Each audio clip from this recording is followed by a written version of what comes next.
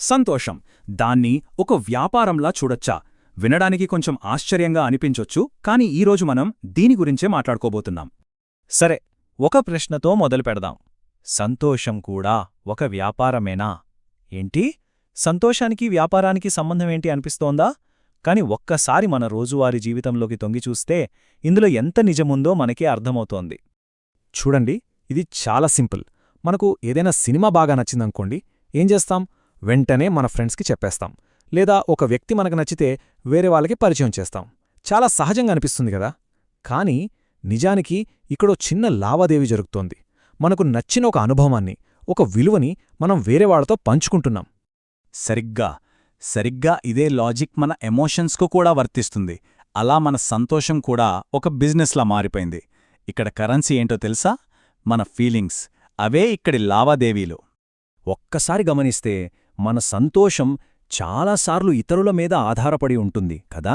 For example, ఎవరైనా వచ్చి మనల్ని మెచ్చుకున్నారనుకోండి, అబ్బో ఎంత హ్యాపీగా ఫీలవుతాం.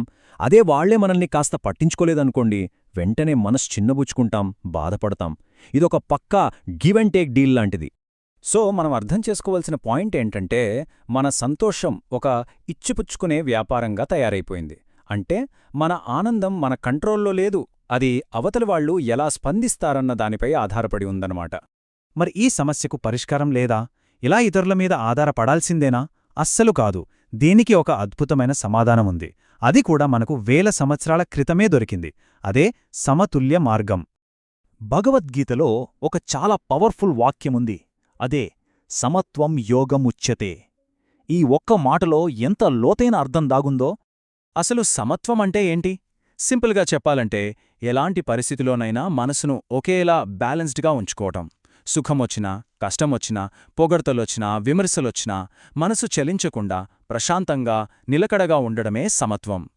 ప్రాక్టికల్గా చూస్తే, ఎవరైనా మనల్ని ఆకాశానికి ఎత్తేస్తున్నారనుకోండి, అప్పుడు పొంగిపోకుండా, అలాగే మనల్ని ఎవరైనా విమర్శిస్తున్నారనుకోండి, అప్పుడు కుంగిపోకుండా, రెండింటినీ ఒకేలా ప్రశాంతంగా స్వీకరించగలగటమన్నమాట.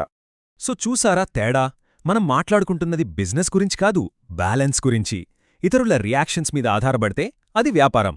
వాటితో సంబంధం లేకుండా మన స్టేట్ని మనం కాపాడుకుంటే అదే సమతుల్యం. సరే, బాగుంది.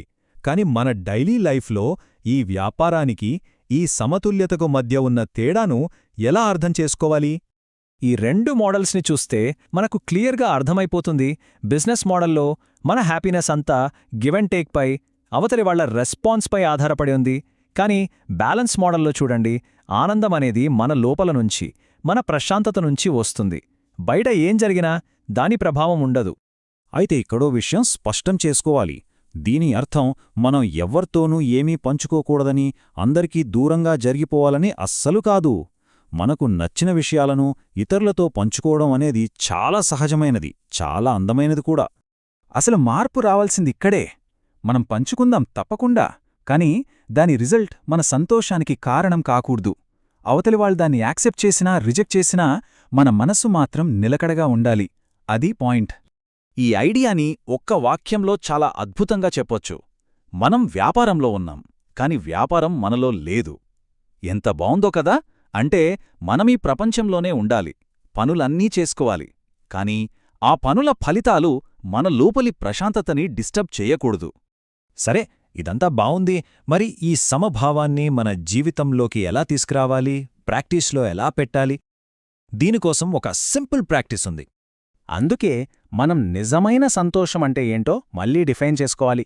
బయటనుంచి వచ్చే పొగడ్తలో, విమర్శలో కాదు, వాటితో సంబంధం లేకుండా మన లోపల నుంచి చాలా సహజంగా వచ్చే ఆనందమే నిజమైన సంతోషం. దాన్నే సమత్వమంటాం. అదే అసలైన యోగం. సో ఈ విశ్లేషణను ముగించే ముందు మనందరం మనల్ని మనం వేసుకోవాల్సిన ఒకే ఒక్క ప్రశ్న: ఎవరైనా మనల్ని మెచ్చుకున్నా, మెచ్చుకోకపోయినా మన మనసుని ఒకే స్థితిలో ప్రశాంతంగా ఉంచుకోగలమా? ఒక్కసారి ప్రయత్నించొద్దాం. ఈ చిన్న మార్పే మనల్ని అసలైన ఆనందం వైపు నడిపిస్తుంది.